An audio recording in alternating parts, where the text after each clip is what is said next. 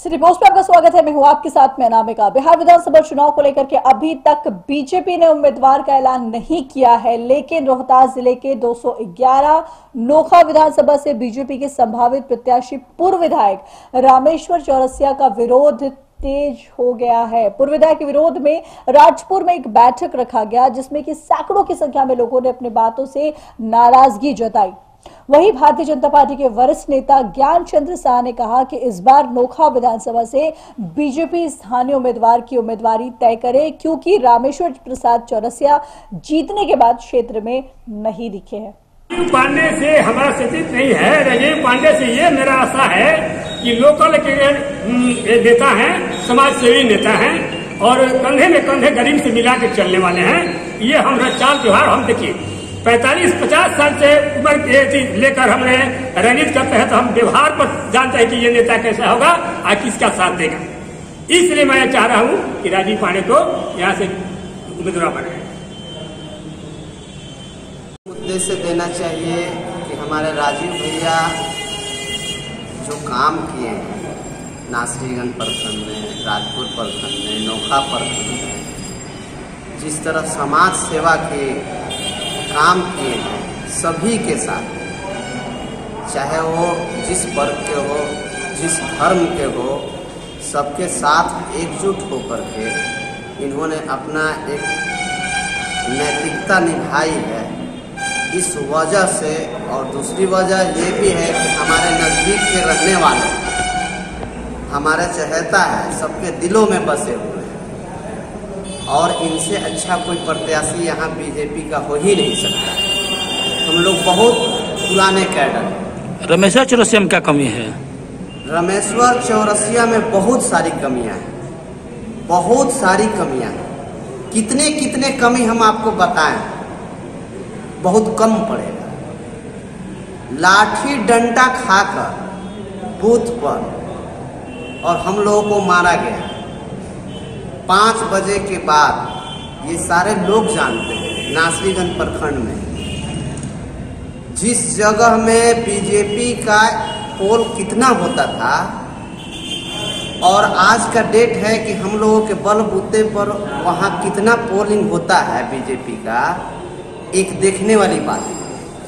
पूरे जिला की हम बात कर रहे हैं और जब से चुनाव होता जा रहा है उस आंकड़े से फिर भी वहाँ जब चौरसिया जी वैसा नहीं किए तो और वो उनसे हम लोग क्या उम्मीद कर सकते हैं। आज यदि अगर चौरसिया जी आते हैं तो हम लोग बीजेपी का दामन, बीजेपी में रहेंगे, बीजेपी छोड़ेंगे नहीं, लेकिन हम लोगों को उनसे कोई लगाव नहीं। क्या नाम है आपका? राजेश कुमार गुप्ता मेरा नाम पड़ेगा। भाई साहब, विरोध इसलिए हम लोग कर रहे हैं कि वो हमारे पिछले कई वर्षों से हमारे विधानसभा क्षेत्र के विधायक रह चुके हैं। यहाँ तक उनकी कोई उनके कार्यकलाप में कोई भी ऐसा काम नहीं हुआ है जिससे आम पब्लिक, आम लोग, हम जैसे लोग उनसे प्रसन्न हो या खुश हो।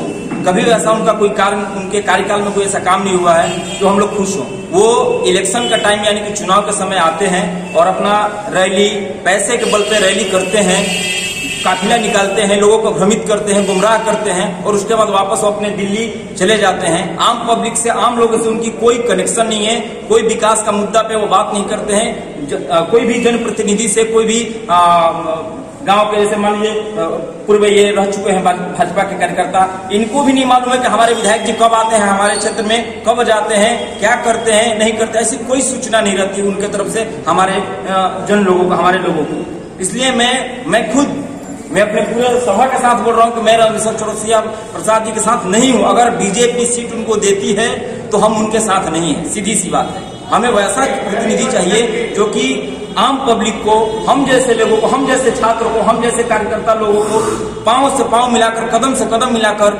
पार्टी के लिए, क्षेत्र के लिए, विधानसभा के लिए, जनप्रतिनिधि के लिए, जन के लिए काम करे। हम उनके साथ रहना चाहते हैं।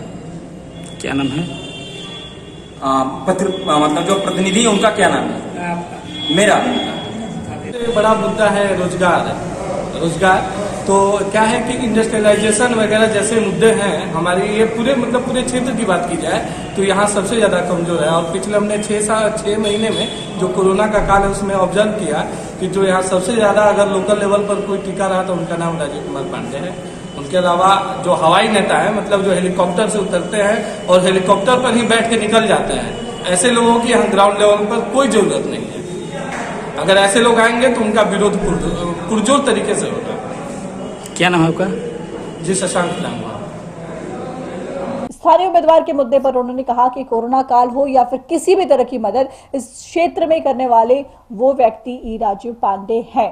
जी हां, राजेश कुमार गुप्ता ने बोला कि कोरोना काल में ई राजीव पांडे ने सभी धर्म, जाति और समुदाय के लिए बढ़ चढ़ करके काम किया है। सभी लोगों को दिलों में बसे हुए हैं वो।